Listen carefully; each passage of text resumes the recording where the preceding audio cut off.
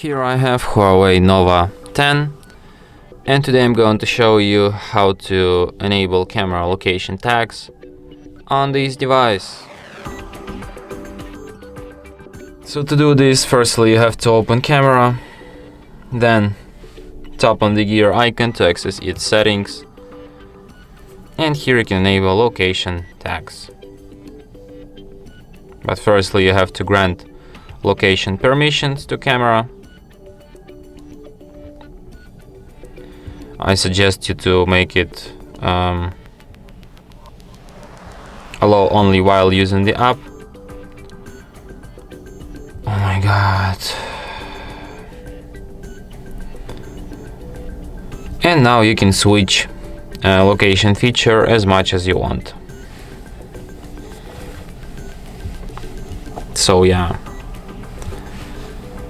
And that's it. Thanks for watching.